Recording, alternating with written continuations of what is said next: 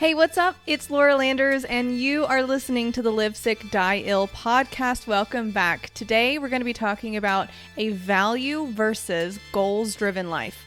This is actually a somewhat of a viral topic happening right now, especially on TikTok, and I'm so here for it because it's super important.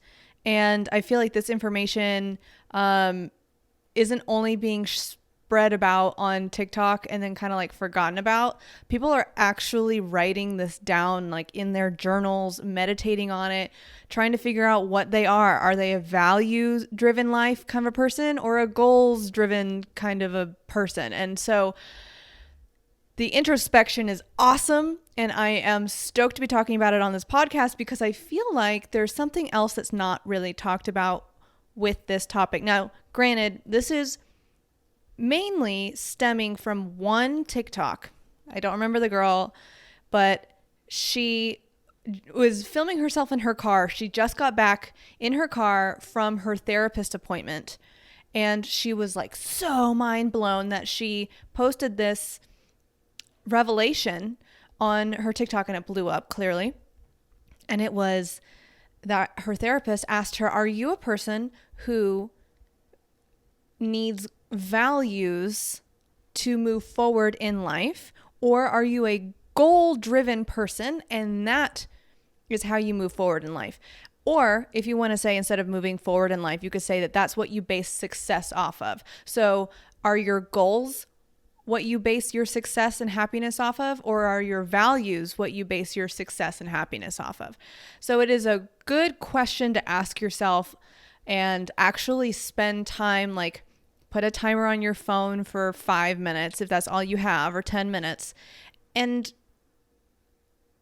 just reflect on what this could help in your future. I feel like there's 50-year-olds. I mean, mind you, I live in Los Angeles where everyone is they're mature in some ways, but they're really immature in other ways. And a lot of ways that they're immature is in personal growth. Not everyone, just some people. Like you see the 60-ish year olds at a bar trying to pick up the 21-year-old girl, and it wouldn't be weird if it was only one person, but it's weird when it's like tons of people. Like the scenario just happens over and over and over again, and that's just because they're probably not wanting to grow internally much, so they're trying to find someone to match their age level internally, if you will. So that being said, this is really going to age you. So get ready for some internal wrinkles happening in your brain, because this is really going to help you moving forward. And I think that's why I'm really excited about this topic in general, because I myself had to stop and think, and I kind of realized maybe because this topic is so new to a lot of people, it's actually not talked about in depth. Not yet, at least not what I've seen. So I'm really excited about this. So the question we may have never asked ourselves is, do you base your success off of goals or values? And today we're going to be asking ourselves that question. So while you're listening to this, kind of meditate on what this could be for you. But here's a breakdown. So a goal-driven life is based off of, and there's no wrong answer here, I just want you to know that.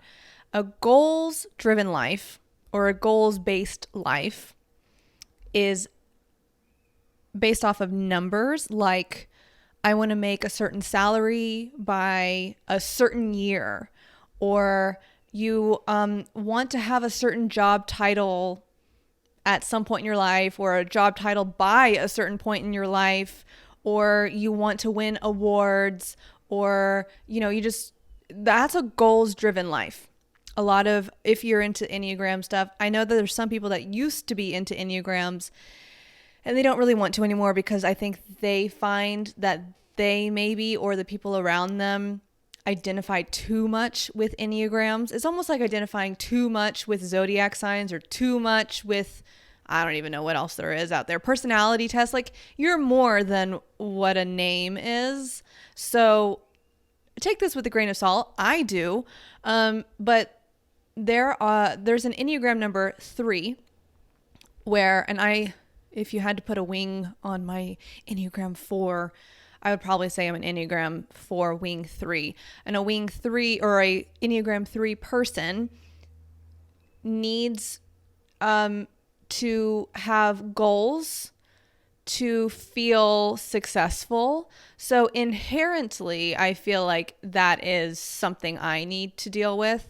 But as an Enneagram 4, I am such a feelings kind of person. I'm not like completely polarized on the goal side. So that's what the goal driven person is like. They have those goals in mind. It's pretty cut and dry. But what about the other side of it? The value driven life. That one is based off of being joyful in your everyday life. Do I feel good living my life every single day? Like I'm not dying at a telemarketer job that I hate. Like some people have the endurance to work a job that they don't love in order to supply for their family. Because their either goal is to have a certain amount of money, so they don't really care where they work, or their value is that their family is super happy, right? So another part of having a value-driven life is having a healthy mindset in general, or just being a really good person, right? Like if like I could be like, I am super successful to myself if I have a pure heart, I am joyful in my everyday life, and I view humanity or people in a positive light and not hate people. You know how there's people just are like, ugh, I hate people. People are the worst. I mean, yeah, there's a lot of people that are the worst, and you can hate people on certain days. That's so normal. But if you're like a pessimist and you view people in a negative light and that bothers you, which I've been there, right? You're just like, gosh, I'm thinking so negative about so many things. I don't enjoy my life. Why is my mind plagued like this? You might be a values driven person. So those are just some examples of both a goal-driven person and a value-driven person. So what I haven't heard people discuss around this topic, probably because it's so new, is how do you be a little bit of both? What if you are a little bit of both? Do you want to be a little bit of both? In general, I feel like, I don't know if this is just America or the world or society in general, but I feel like we're always told to be this or be that. Do you like this or do you like that? Are you Democrat or are you Republican? Are you black or are you white? Like there's just so many ends of the spectrum that I feel society is always asking us. And I personally, maybe you'll resonate with this, I personally am almost never on one end or the other of a spectrum. So I've always been a really balanced person, and I'm not trying to like pat myself on the back here. And I think I get this from my mom.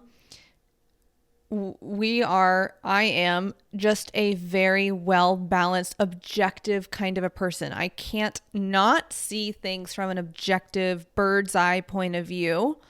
Even if I'm super emotional about it, the logic always will trump the feelings. And if you're this way, then this might really help you. Or if you know someone who is, and it's not being a people pleaser, it's just not being polarized.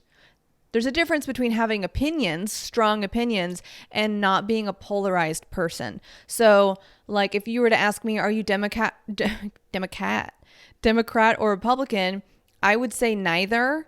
I mean, yes, I'm registered as a Democrat, but I am not fully Democrat. I am not fully Republican, because I see both sides And I agree with certain things on both sides. And I agree, there's just like, that's just one example. So this is kind of the same thing with this goals versus value driven life, is maybe you're a little bit of both. So we're going to dive into that a little bit more, because I feel like if you are just a goals driven person, or if you are just a values driven person, that's awesome.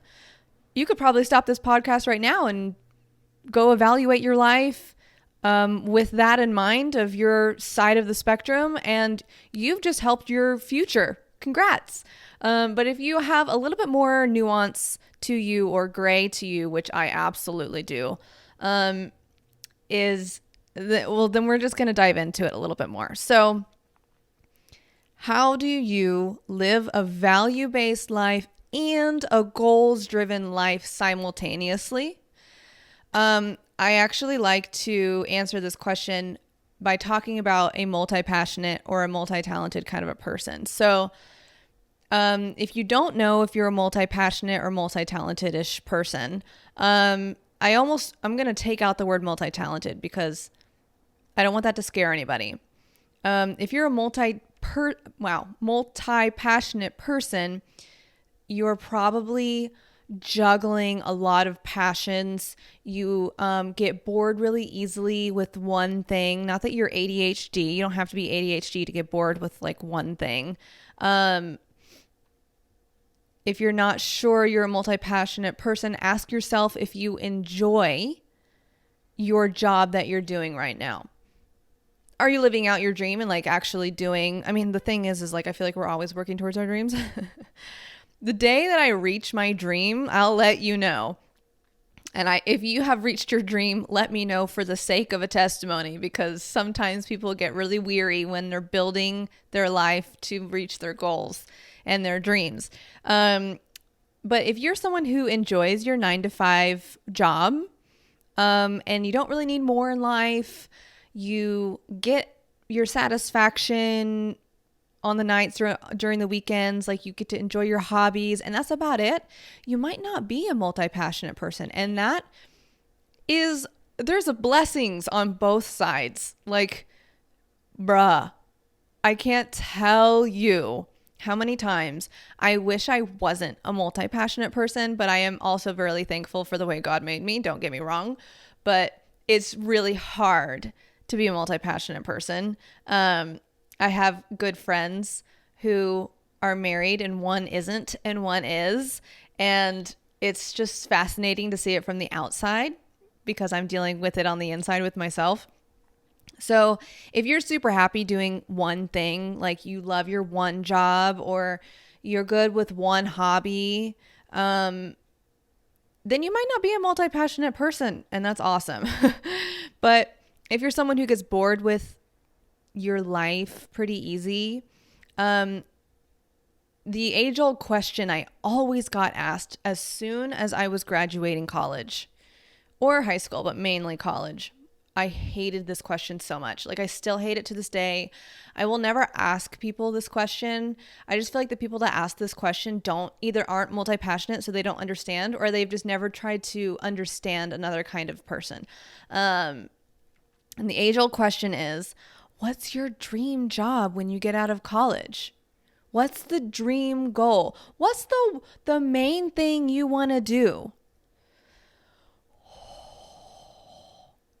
I would cringe every single time, because if I had to do one dream job for the rest of my life, I'd rather be dead. And I mean that.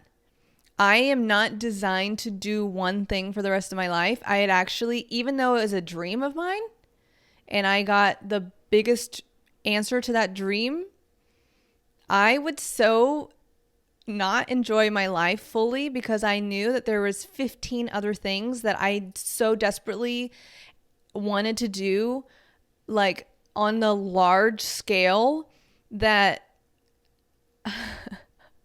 I would hate it. So if you were the person who was asked, what's your dream job, and you couldn't answer it without hating the question and not knowing, you might be a multi-passionate person. Therefore, you might have an equal balance of a goal-driven life and a value-driven life.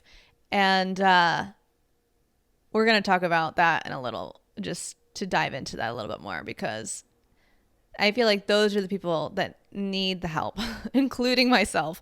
So welcome to being a very balanced person, which is super cool, actually.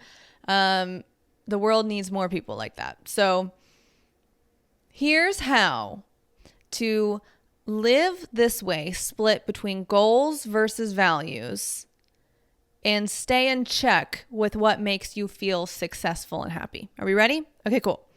So here's practical ways to do this. This is what I've done, and I'm really happy to say it works, at least for me. Or maybe I'm just a weirdo and it only works for me. So, but I think it'll help you. For the goal side of my desires, for the goal-driven part of myself, every day, or what you can do is write it on a sticky note, and then I use a physical agenda or planner. If you are not this kind of person, I'm only going to use this as a visualization. You can figure out a way that works for you, but this is what works for me, and I feel like if you do this, it'll be really helpful. So every day I have a list, and I use it on a sticky note, or because I just like writing. Like I just like handwriting in my planner. It's just so good.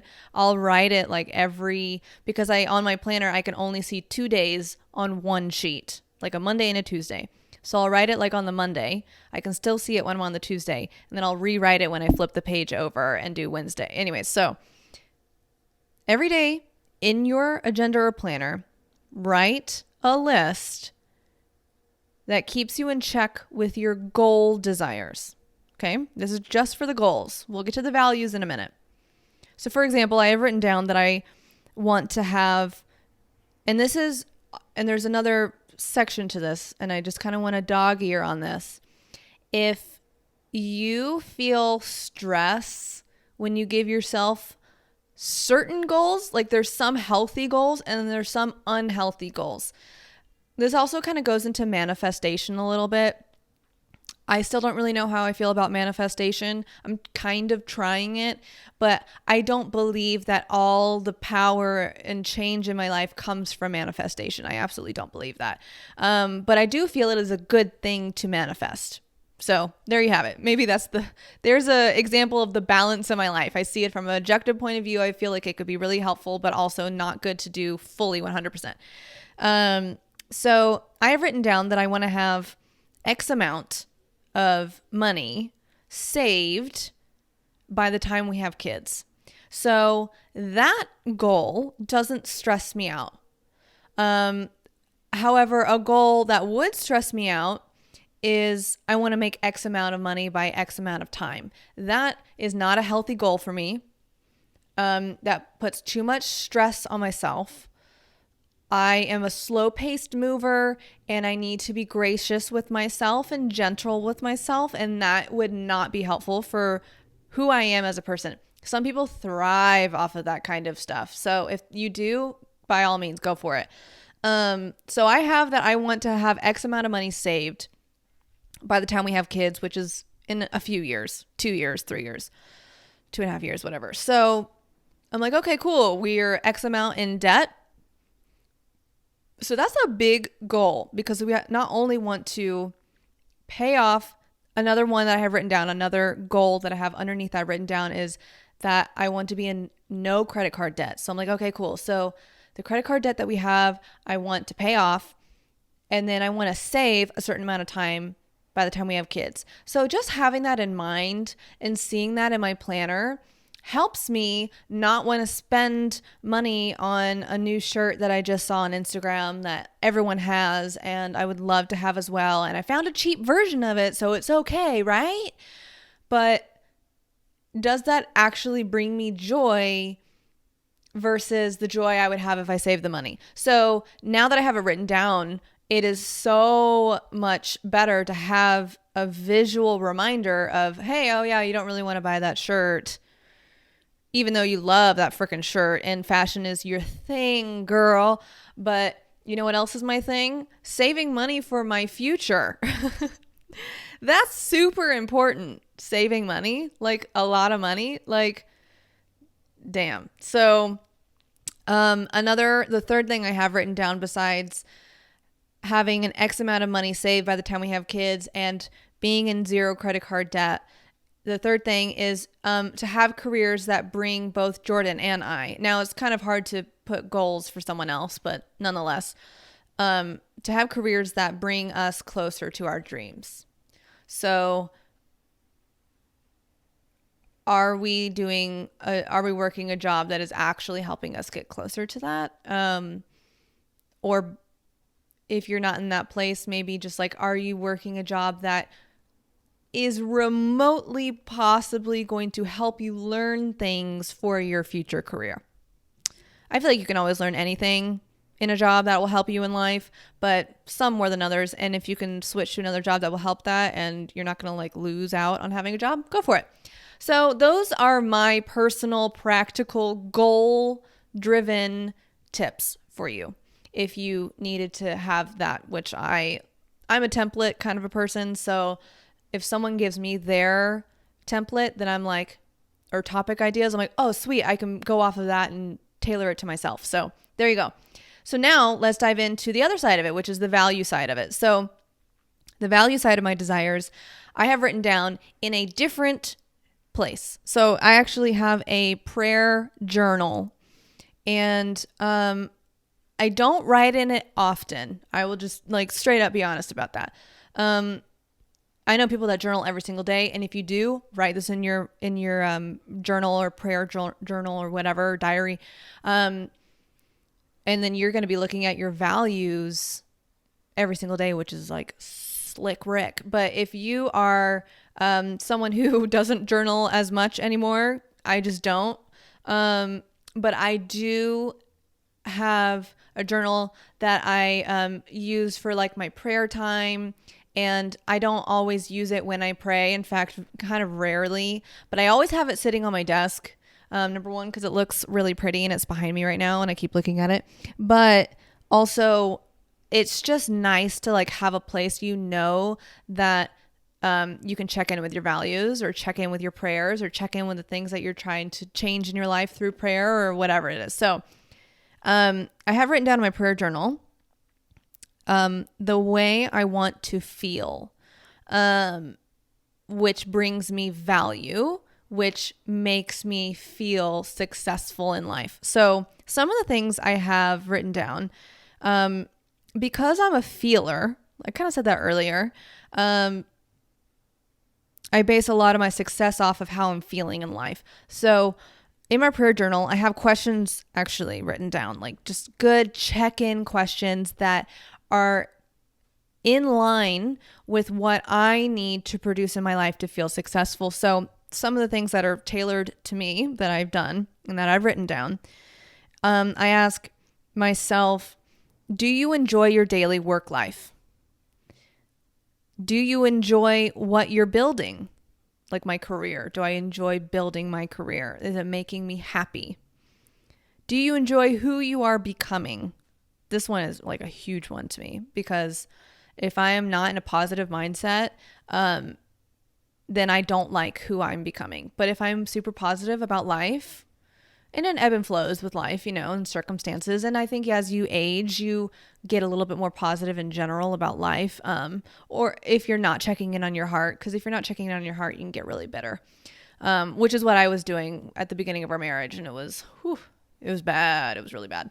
I am out of that happily. So, do you enjoy who you're becoming? That's what I just said.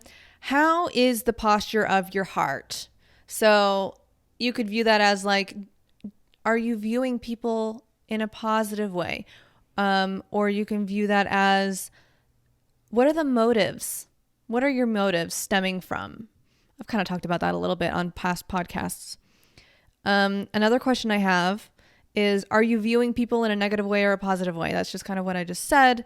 That's a really big one to me, because I find that I just feel like I have this toxic black heart when I'm viewing the world in a really negative light. Don't get me wrong. The government's corrupt. There's white supremacists who I like really don't like at all.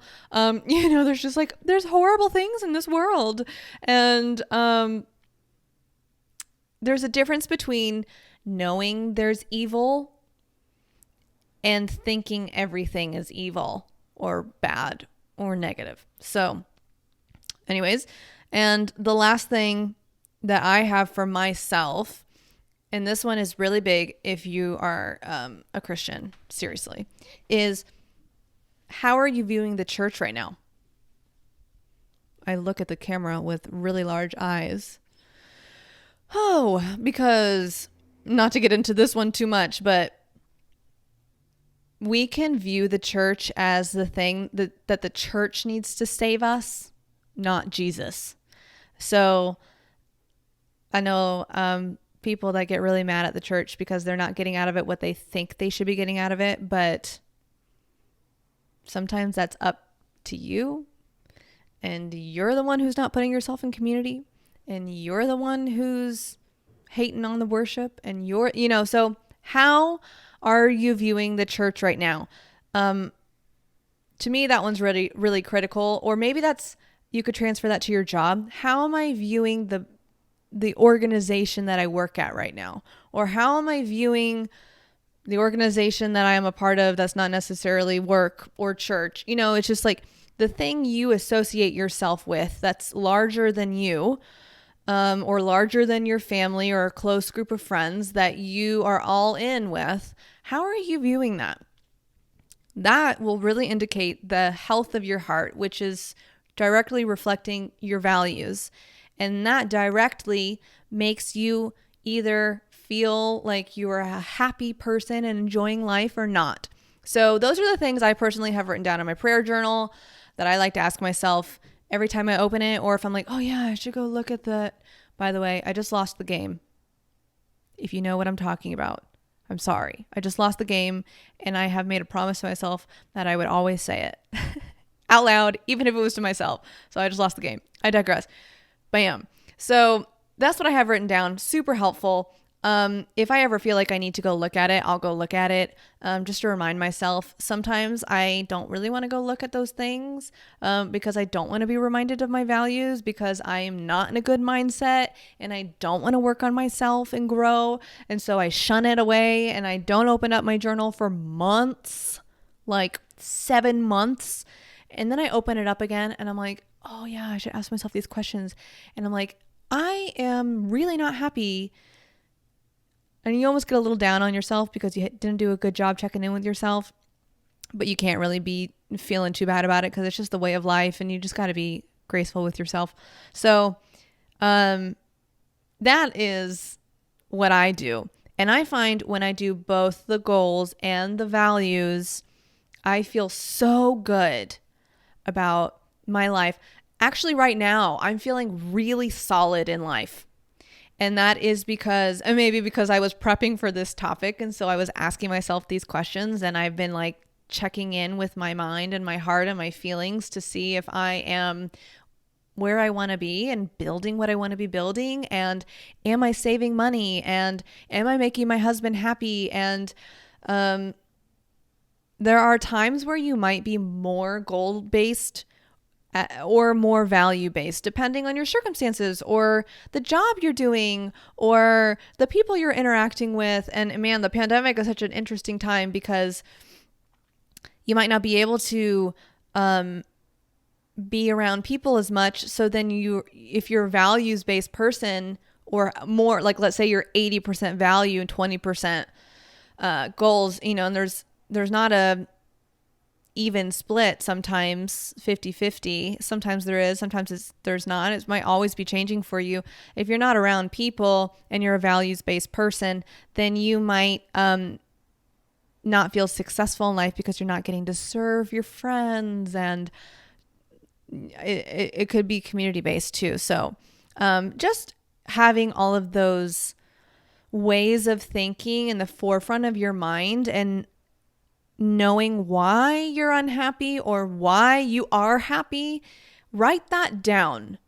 Like, take your pen, or if you are busy right now, open up your notes app, pull out your journal, and right now write down what it is you are really happy about in life or what you're really not happy about in life. if you can, I would write down what you are happy about, because it's always easy. For some reason, as humans, we just always put more weight in the negative than the positive. So to remind yourself of the positive, it's actually harder to remember the things that make you happy when you're happy. So to remind yourself of the things that make you happy and the things that you enjoy about life right now is going to help you later down the future, like down the road. It's totally going to help you. So check in with yourself in both of these ways and evaluate the way you view success and happiness and joy in your life. And feel free to share this with someone who you think will also benefit from just knowing this, thinking about this with your life. Because before I knew about this, I didn't think in this way. Like I didn't just pull this out of thin air. And I am really glad that I love TikTok, man. There's so much to learn on that. And the fact that this specific topic from a random therapist went viral is awesome. Like you just got free therapy right now. Like this is not that I'm a therapist, but kudos to the girl who posted the TikTok and for the therapist who talked to that girl who posted the TikTok, because this is helping everybody in their life. So if you enjoyed this podcast, please subscribe if you're on YouTube, rate this on the podcast platforms if you're listening instead of watching. Follow us on the Instagram at Live Sick Die Ill Podcast. Feel free to follow me on my own personal account on Instagram at It's Laura Landers, or you can just go to my website, itslauralanders.com, and you'll see everything from the podcast to resources to the blog to, there's just like so much stuff on there. So thank you so much for joining me today. Please let me know, are you a value-driven person or a goal-driven person, or are you a little bit of both? What's your ratio? What's the percentage? Are you split right now? I'd love to know. So feel free to comment on this or reach out to me on social media platforms. Let me know, because I'd love to know what kind of person you are. That's so cool to me. Thanks again. I'm Laura Landers. I'll see you guys in the next episode. Peace.